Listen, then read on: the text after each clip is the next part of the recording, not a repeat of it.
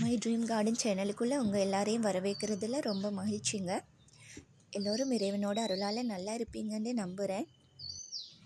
என் வீட்டு தோட்டத்துக்கு தேவையான தக்காளி நாற்றுக்களை நான் என் வீட்டில் இருந்த தக்காளியிலிருந்தே உற்பத்தி பண்ணினேங்க.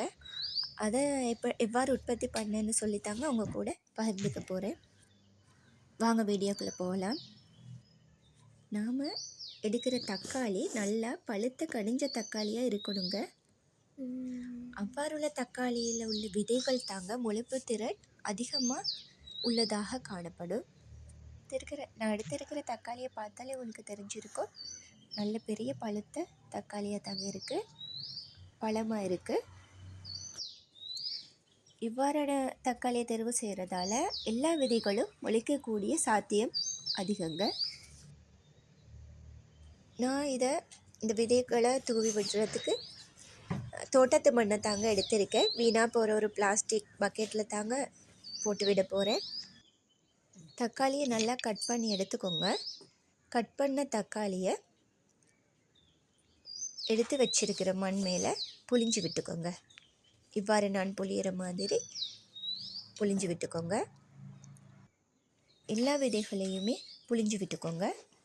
நான் எடுத்திருக்கிற மண் உங்களுக்கு பார்த்தாலே தெரிஞ்சிருக்கும், ஈரப்பதமாக இருக்குங்க.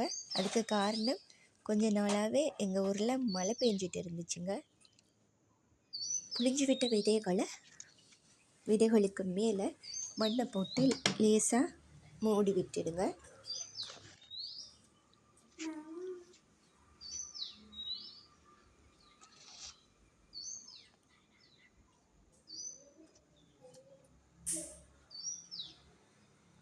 தக்காளி விதைகள் மட்டும் இல்லைங்க, நம்மளுக்கு தேவையான எல்லா செடிகளையும் நம்ம வீட்டில் இருந்த காய்கறியிலிருந்தே நம்மளுக்கு உற்பத்தி பண்ணிக்கலாங்க. அவ்வாறு நாமே உற்பத்தி பண்ணுறதால நம்மளுக்கு செடிகளை வாங்க வேண்டிய அவசியம் இல்லைங்க. அதனால் செலவு மிச்சம் இல்லையா? இப்போ நீங்கள் பார்த்துட்டு இருக்கிறது விதைகள் தூவி விட்டு 5 நாளைக்கு அப்புறங்க. பாருங்கள், 5 நாள்லேயே நல்லா முளைச்சி வந்திருக்கு.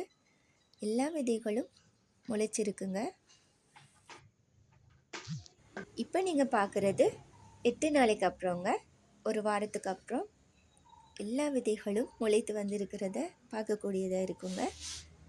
பாருங்கள், நான் சொன்ன மாதிரி நல்லா பழுத்த கனிந்த தக்காளி பழத்தை எடுக்கிறதால அதனோட எல்லா விதைகளும் முளைப்பு திறன்மிக்கதாக இருக்குங்க.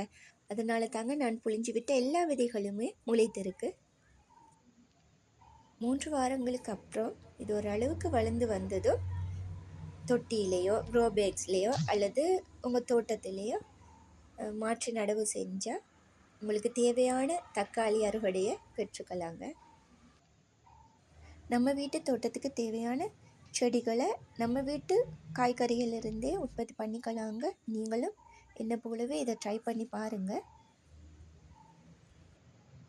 மற்றும் ஒரு வீடியோவில் உங்கள் எல்லோரையும் சந்திக்கிறேங்க.